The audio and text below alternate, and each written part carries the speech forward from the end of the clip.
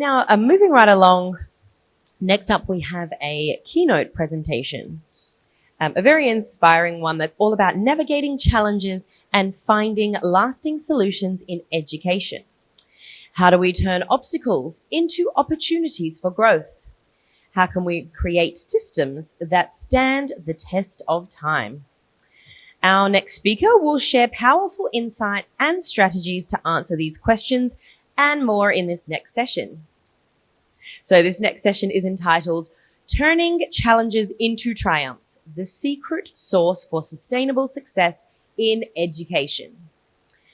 So we're going to welcome up in a moment Ramesan Doraisami. He is the co-founder and entrepreneur of Success Foundry, as he reveals how adversity can be transformed into opportunity, building environments where both educators and students can excel. So please join me in welcoming Ramesan to the stage.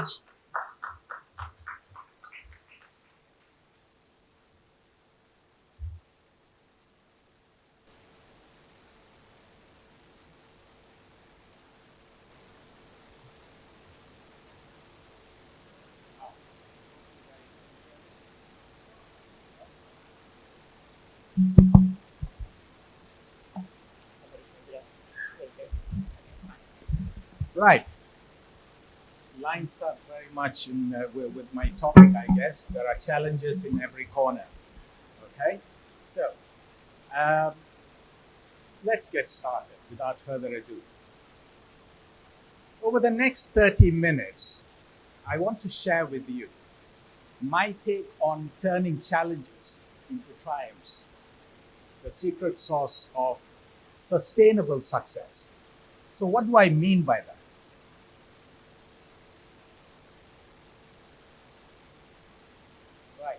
Well, obviously you can't see my name. I'm Ramesan, and I've been in the training or education space for more than 20 years now. In that time, there's been a lot of experiences, things you go through, which I've now inculcated into the training programs we run for entrepreneurs. Now, what happened was, as I said, I've been in the teaching and training space for more than 20 years. For a long time, based on my past experience, I've been wanting to start something that is dedicated to helping entrepreneurs become better entrepreneurs and succeed and create sustainable success. Right, that's Entrepreneur Success Foundry. We founded this firm dedicated to entrepreneurs about 2 years ago. Challenges. So, what do I mean by that? Challenges are inevitable. This morning I was talking to someone outside when I had to get my coffee fix before I get on stage to face all of you. And we were talking about how to ascertain or rather guarantee success. And I was telling this person, nothing in life is guaranteed. Everything is in motion. Everything is fluid. Now, challenges are inevitable. There's no way anyone who thinks that, okay, I'll do this and that to avoid challenges in whatever I'm doing, you would be dreaming. So they are inevitable. In fact, if you are not feeling challenged, that means you're not pushing yourself hard enough. The trick in dealing with challenges is not to be overwhelmed about it, but more how you reframe the challenge in your mind in order to be able to get past it successfully. So let's look at a few things that I've discovered over the years from my experience. Now, what I'm going to talk to you about is based, or rather the training programs that we have created in Entrepreneur Success Foundry is all based on my personal experience, but more importantly, it's about how we incorporated our learning into the training programs we run. And the students who go through the training programs are telling me how it has made such a big impact. It has changed a lot of things for them. So obviously it works. So which is why I'm happy to share that with you here. I said it all depends on, it's based on my experience. Sorry about this slide issue. I think that there's something technology is not happy with me this morning. So there you go. So let me tell you my story.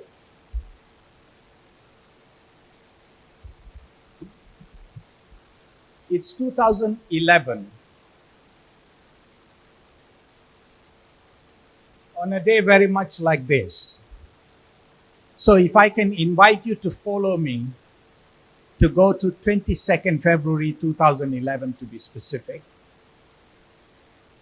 I was running a successful consulting and training firm.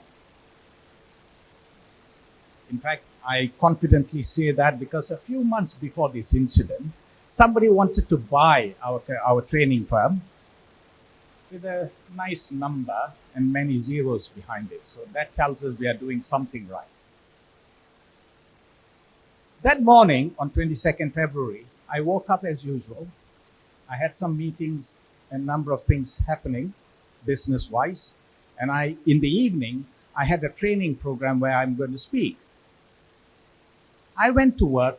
Life was looking great, a bit like this picture. Beautiful. But whether you believe it, well, you have to believe it because this is a fact. By 1 p.m., in a matter of 20 odd seconds, my life turned 180 degrees.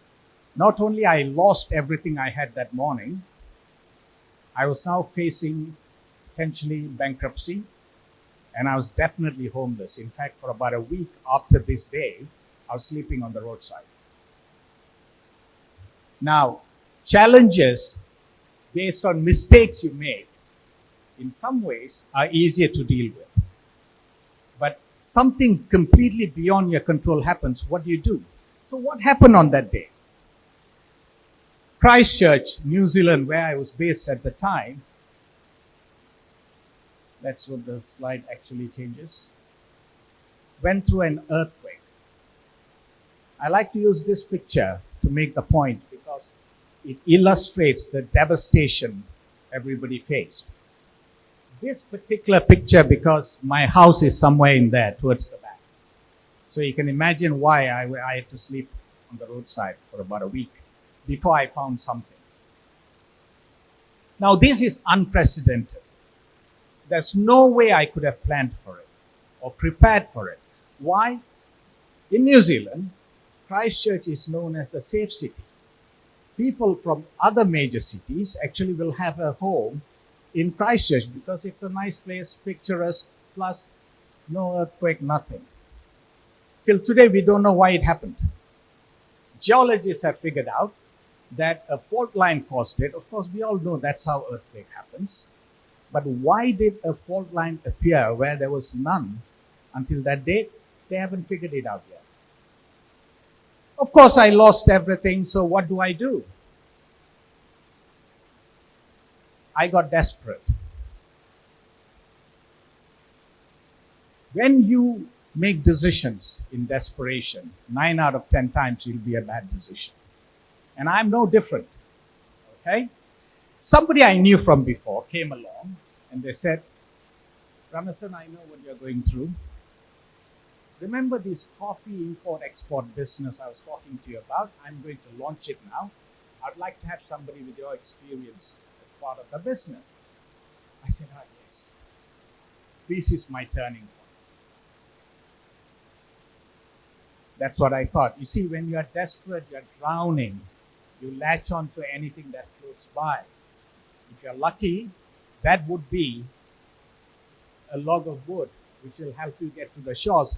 But quite often, it'll be unlucky and you'll end up hugging a crocodile. And that's going to take you deeper. And that's what happened to me.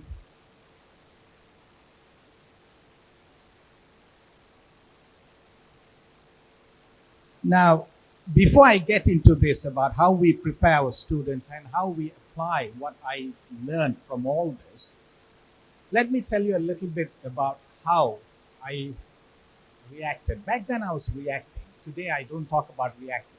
Don't react to challenges, respond. There's a big difference between the two. When you react, there's no thinking behind it. When you respond, there is some strategic thinking behind that response. I joined this guy in this coffee business. Guess how much I knew about coffee back then? I can drink a cup of coffee. Maybe I can make a decent cup of coffee. Maybe. Beyond that, I had no idea yet. I firmly believed, without researching or learning or anything of that sort, hey, I can do this. Now that is desperation talking, okay, not strategic thinking. So,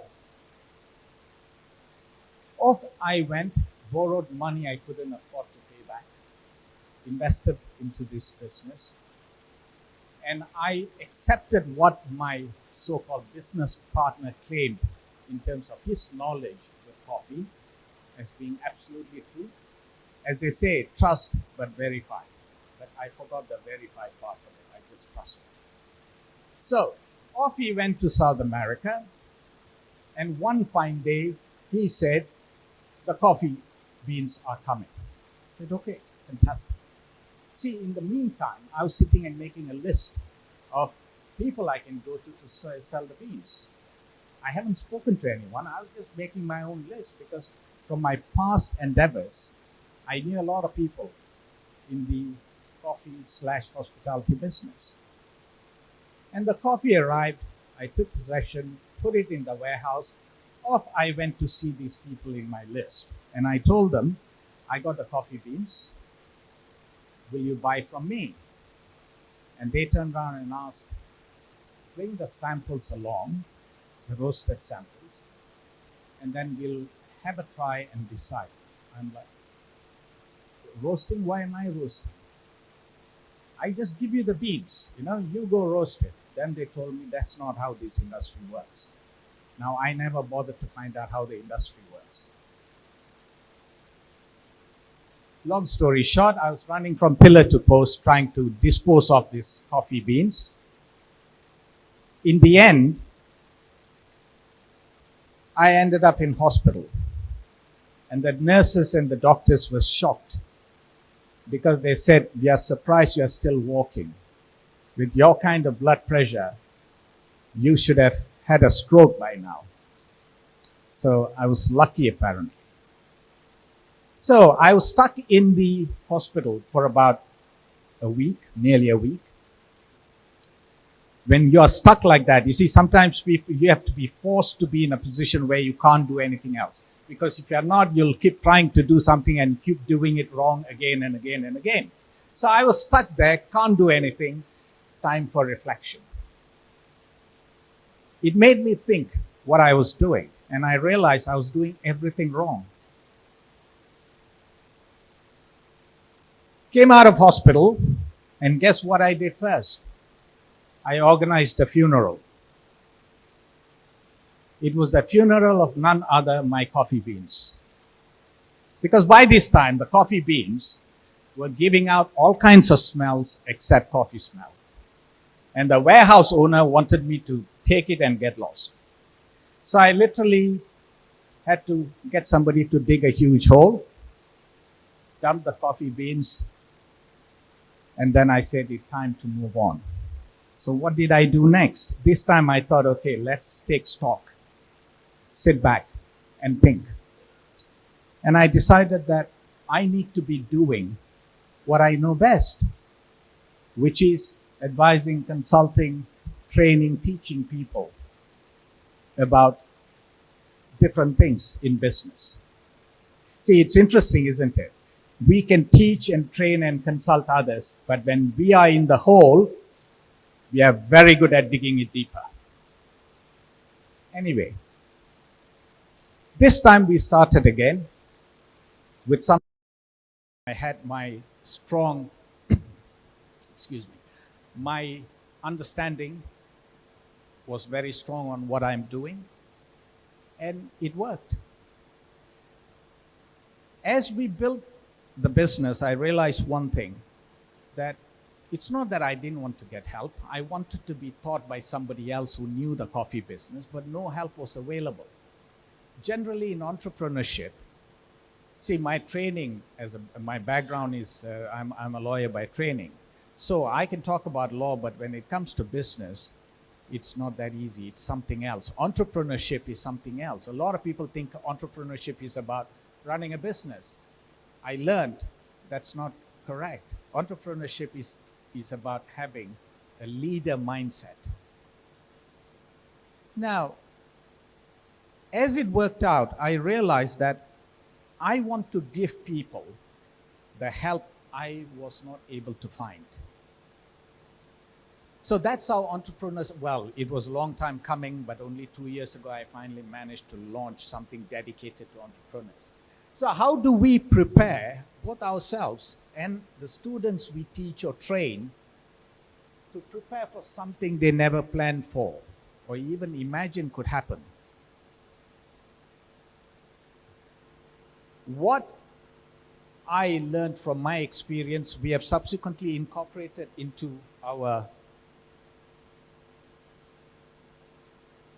let's not jump the gun, subsequently incorporated in our training. As I said earlier, people are finding it very, very powerful.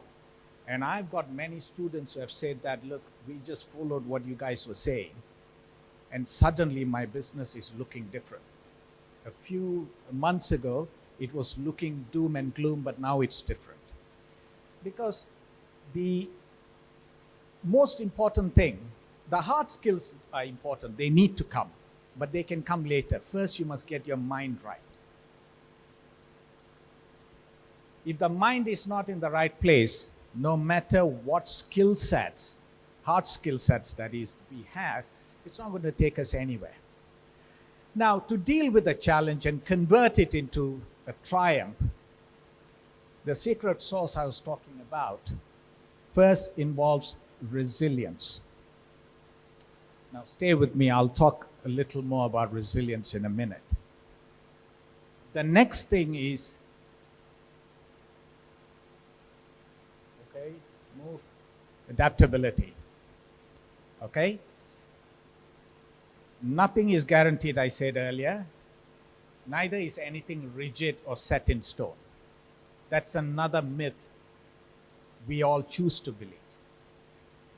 Adaptability, always remain adaptable. So if we have these two, then you are going to be able to build a solid foundation on which you can create your sustainable success. I spoke about resilience. It's easier said than done. Oh, be resilient. A lot of people have said that to me. I'm like, how the hell do I be resilient? So what is the recipe for resilience? Let's look a little bit into that. First, this is applicable to me and to all of us, I would think, in our own business or endeavors that we involve ourselves in, but also important as educators, trainers, that we impart these qualities, this knowledge to our trainees or students. First, dig deep and understand the why. What does that mean? Why do we do what we do? Or why do I want to do what I want to do? And if you understood that, you'll be committed to that, and resilience will be easier to build. Next is embrace change. Remain fluid. Always be willing to change at a moment's notice.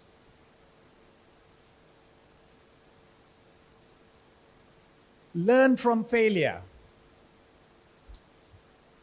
If we get overwhelmed by the failures, in fact, I say failure because it's easy to understand, but I don't believe in failure. There's only feedback and learning. And then we move on to the next thing we do. So what do I mean by learn from failure? I mean, look, I spoke to you about the coffee business, right? Obviously, it failed. It failed rather spectacularly. But the lessons learned is worth its weight in gold, or perhaps I should say, worth its weight in the 2 tons of coffee beans I bought. Okay? So be willing to learn from it. It's human nature. We get upset, oh damn, I failed. There's no such thing as that. Everything is an opportunity to learn something from. Next, I mentioned adaptability. I identified 3 pillars of adaptability, which now we incorporate in our training and programs for entrepreneurs. The first is mindset. As I mentioned earlier, you've got to get the mind right. So what is the mindset I'm talking about here? I'm talking about accepting everything will change. Life, forget business, life as such, you don't know what's going to happen next minute. At 12:52 on 22nd February 2011, I was planning my meeting in the afternoon.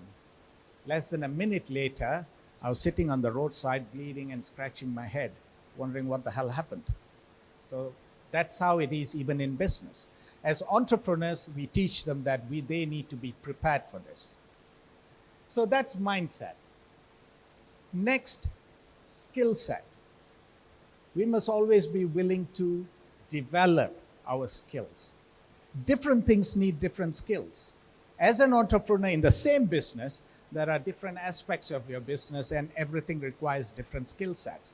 We teach our students to focus on developing skill sets as we go along.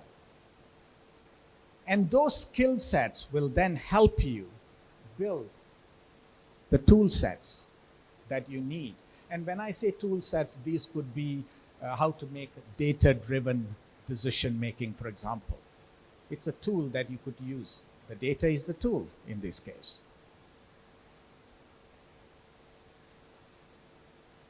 The secret sauce of sustainable success, as I mentioned earlier, the key ingredients are resilience and adaptability. But there are a few other things to look at as well, which I'll talk about in a minute.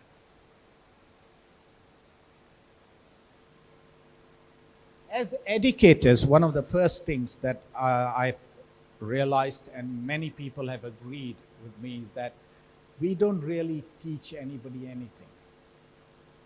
Hang on, you're a teacher, you don't teach. What we are facilitators. We need to be prepared to accept the fact that we facilitate our students' learning. That's what we do, and in real terms, that's the most important skill we can give them if we are teaching them or training them on anything. As we facilitate, we ourselves, and indeed our students or trainees, should also be thought to be pivotable. Pivot at a moment's notice, strategically. And if we did that, then what we are going to have is the ability to be continuously successful, which is what sustainable success is all about.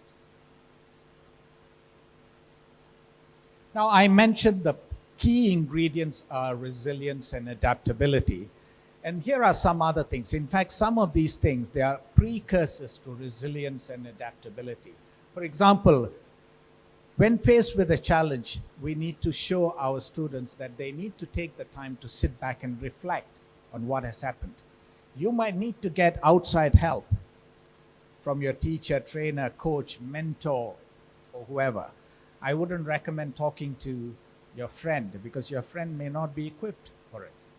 So find the right person, sit back and reflect on what has happened and what needs to be done. And then these are all part, as I said, the precursors to building resilience. Next, have a rebuild mindset, attitude.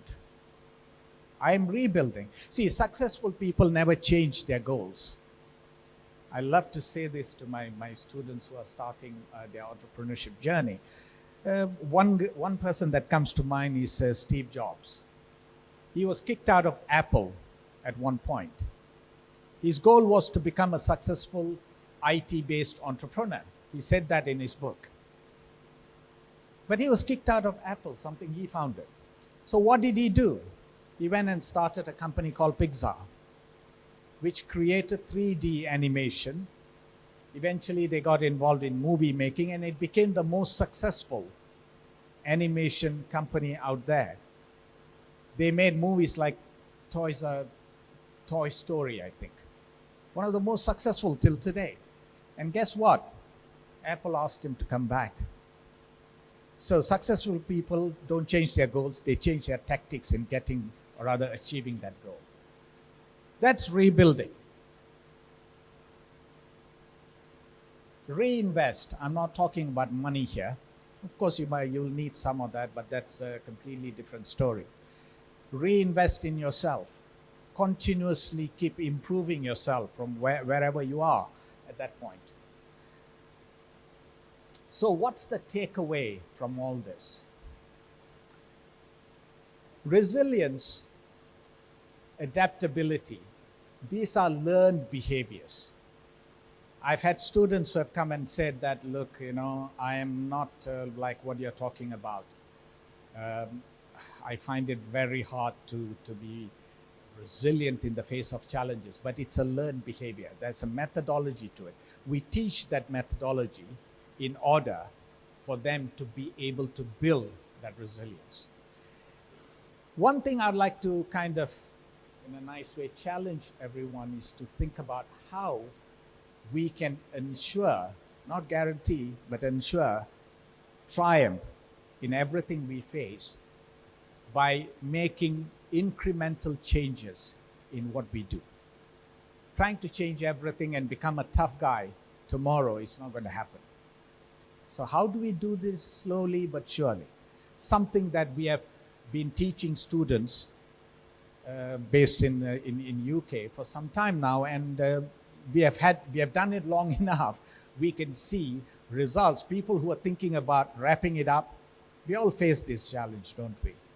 Anything else would be better than this. We feel like that.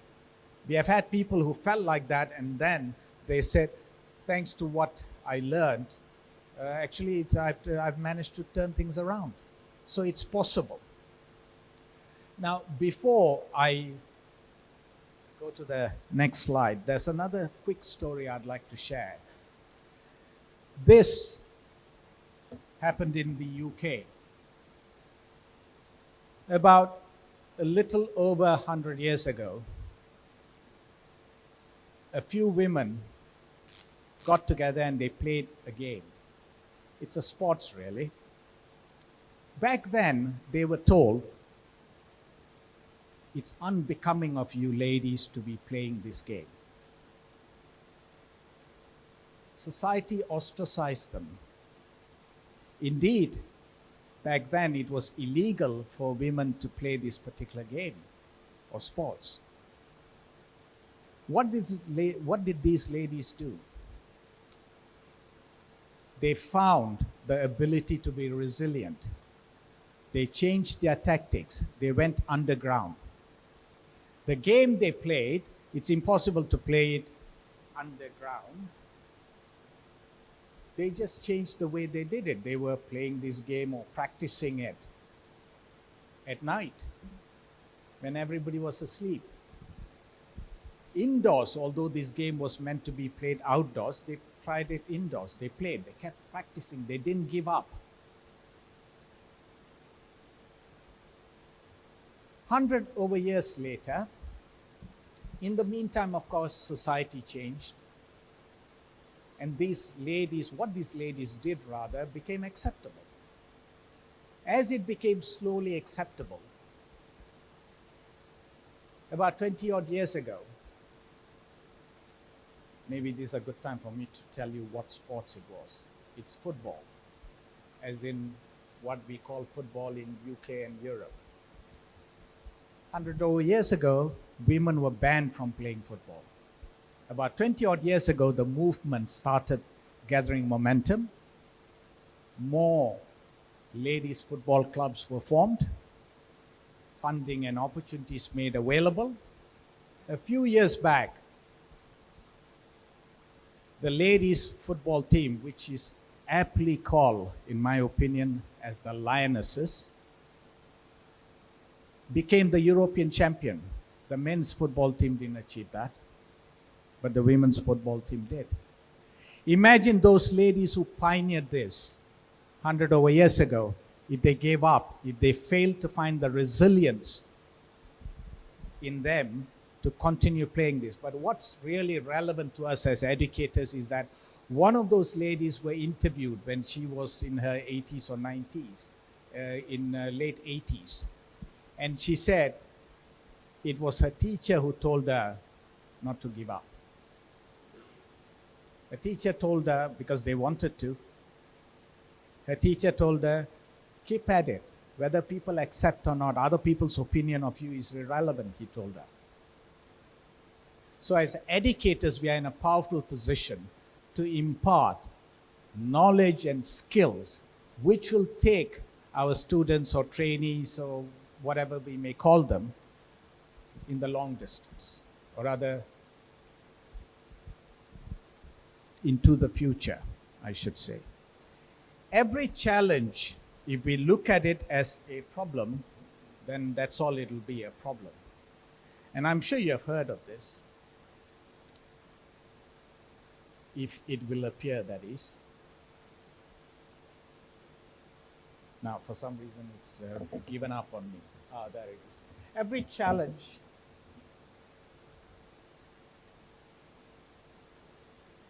challenge we face is an opportunity to grow. This, to me, is a fundamental mental shift in finding the reflection, in finding the resilience, everything that follows. If we see it as an opportunity, then our mind is going to be at ease to try and figure out how we get past the challenge and emerge triumphant. So, let's keep the conversation going, I guess.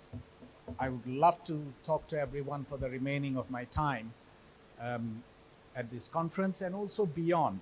Now, those are some contact details. If scanning the QR code makes it easy, do so. Let's keep the conversation going. This is the key. Keep communicating, especially among us who are peers here. We have come to this conference as peers to learn from each other and understand what someone else is doing so that we can emulate that in what we are doing. So let's keep the conversation going. Now, that's the end of what I wanted to share with you. Thank you for listening. And if there are questions, I'm happy to answer either now or indeed throughout the remainder of my time here. Thank you.